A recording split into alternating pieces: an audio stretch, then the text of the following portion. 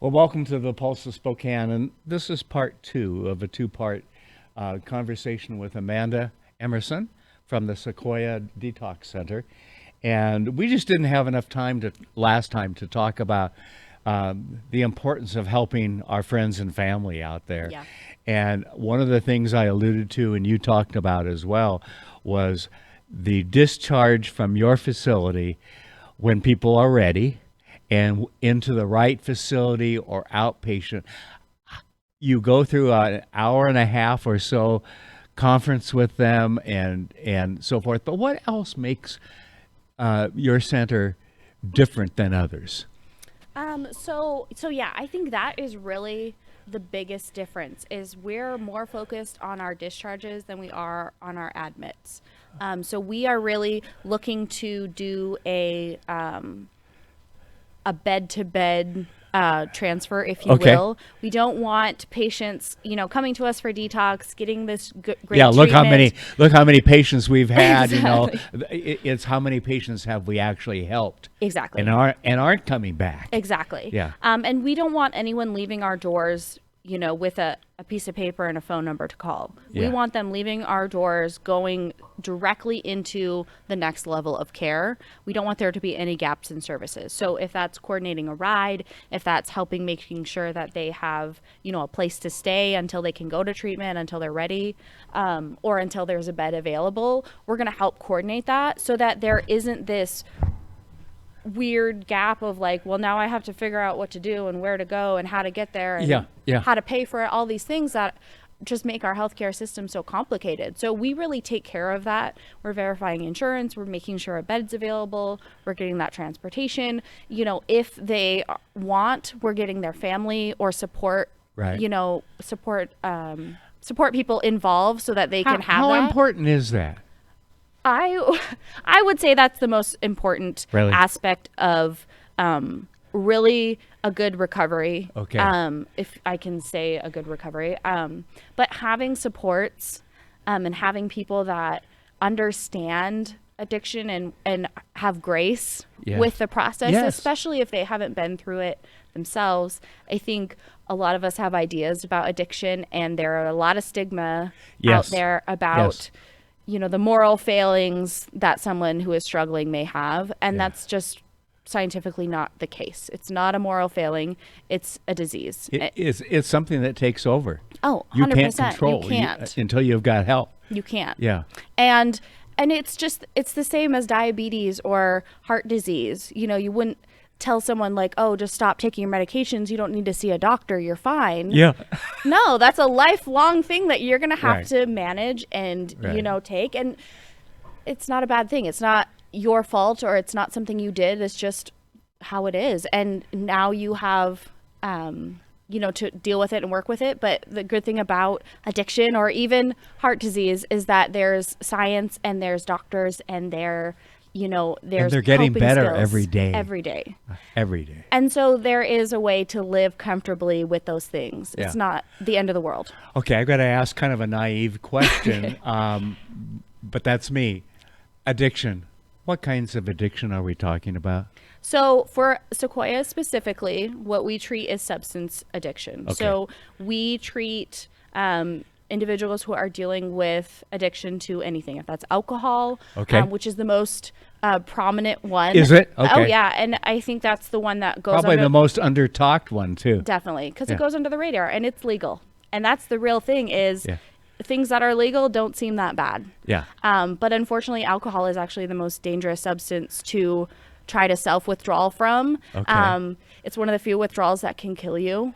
So definitely very important to manage that medically. If you're going to try to get sober from alcohol, you need to seek medical treatment. It's not something you can just decide, and I'm going to go cold turkey tonight. Unfortunately, not. Yeah. It's very dangerous to do. Really? So other ones that we treat, I guess popular substances that we treat are amphetamine, and so methamphetamines or prescription amphetamines, ADD medication, those types of things that maybe once prescribed or were prescribed to a family member and now are being misused.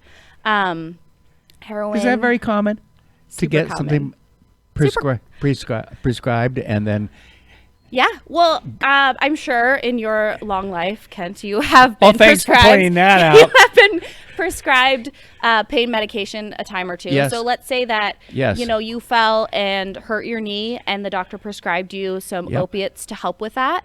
Well, a month later, you didn't use them all; they're still in your cabinet, and now Way too easy. Your wife has a headache, and it's like, here's some pain medication. Yeah. Or she fell and hit her knee, and so it's like, okay, well, I have these left over; I'll just use them. Yeah. It's not safe. It's not prescribed to you. Don't use it. Yeah. And that's really where this starts, especially with opioids. I mean, we're in a national crisis Yes. with opioids, and that's where it starts. It's those little things that seem harmless, but you don't know if your wife has a predisposition to addiction or opioids, or if her tolerance is higher or lower, any of that. Exactly. You don't know. Exactly. And so that's just a really dangerous thing that goes under the radar a lot because it doesn't seem like that big a deal. Wow. So yeah, it's more prevalent than you would think. I think when people hear addiction, they think homeless people on the streets Right, shooting right. heroin. And yes, that is part of it, but it is also people who are able to shoot heroin in the bathroom and then go back to their job and Yes. perform well. Right. And people who are able to, unfortunately drive intoxicated and go to work and do a whole day, with Getting by. 3 beers at lunch Yeah. and totally be fine. And so it is just something that unfortunately goes really under the radar. And until something life altering happens, Yeah. people don't get help. Yeah. And that's just, it's And some, really unfortunate. I mean, but that's why we're here, is to help, I think, bring awareness to how common it is, because it is a lot more common than what people think.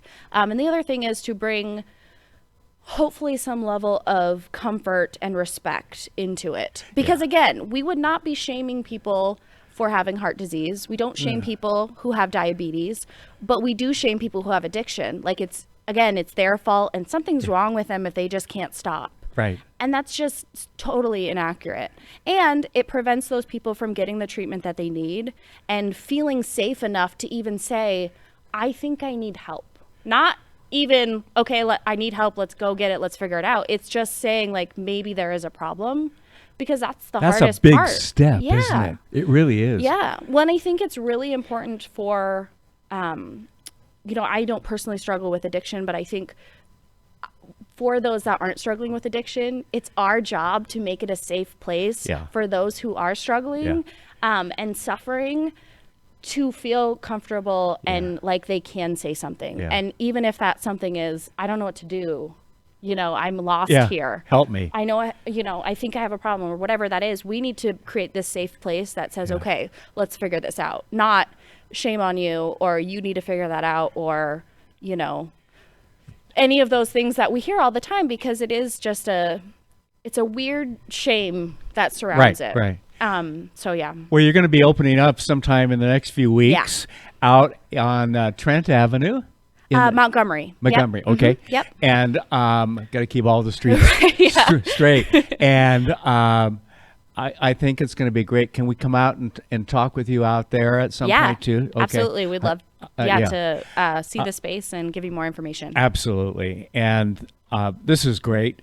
It's great to have such a forward-thinking process here in Spokane. And you serve more than just Spokane, right? Yes. Okay. Yeah, so our area of service, I guess, we're really looking at definitely Spokane and the state of Washington. Right. But also Idaho, Montana, Oregon, and Northern California. Wow. From here? Correct. Wow, Yes. that's terrific. Yeah, That's yeah. well, that just means more people are going to be helped. Yes. More, and That's our goal. Ultimately, more families. That's what it's about. Yeah. Well, let's tell people now how they can, while you're not open yet, Yes. you're taking names and so forth as you're looking forward, Yeah. and a way to get in touch with them and so forth, and meet with their family members or whatever. Yeah. How can they reach you? Yeah, so we are available online through our website. You are able to submit requests, Okay. Receive information. We're open via telephone. We're also on Facebook and Instagram, so you can see more about our programs, Okay. learn more about addiction and the stigma surrounding it. But yes, so we are.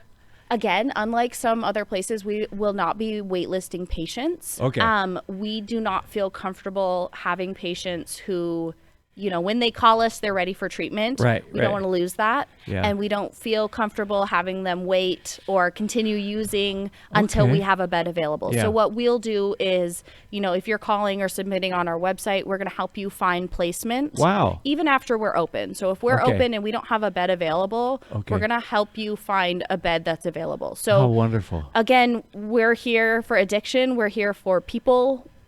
Yes, we are a business, but we're trying to make a dent in addiction. And so it's patient first, even for the people that aren't yet our patients. Wow. I love the approach, because when you look at it for what's best for the patient and the family and all of those involved, because you're helping coworkers and everybody, right? And I think that's great.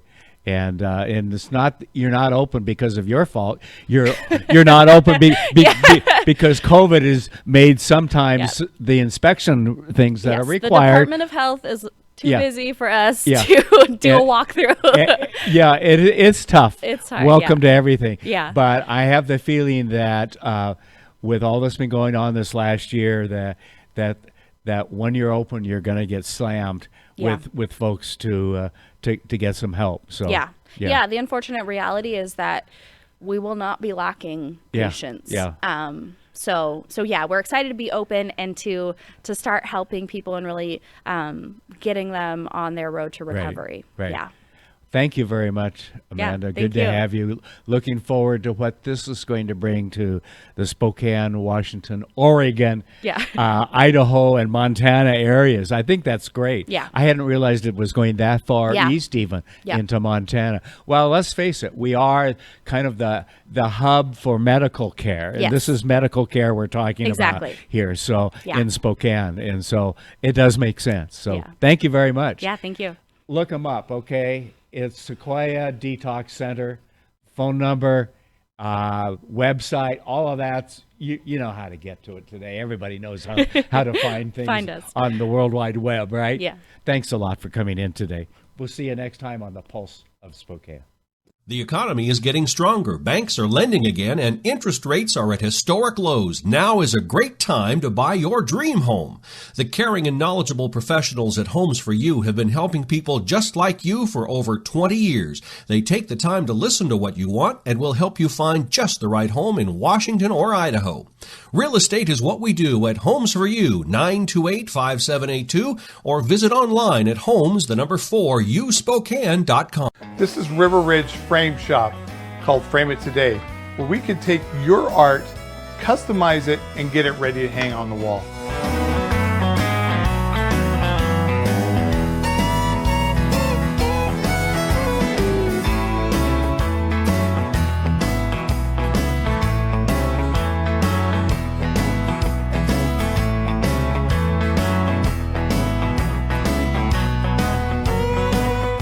Here at River Ridge Hardware, 2803 West Garland. Weather in the inland Northwest can wear you down.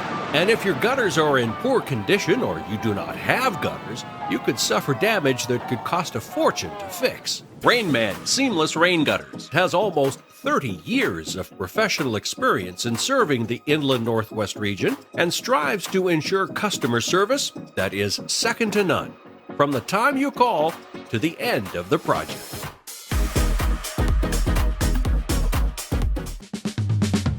Thanks for watching this episode of The Pulse. We are where you are. Check us out on any of these other platforms as well as our website. This show is sponsored by Local 29 Firefighters Union, Homes for You, and Apex Cannabis.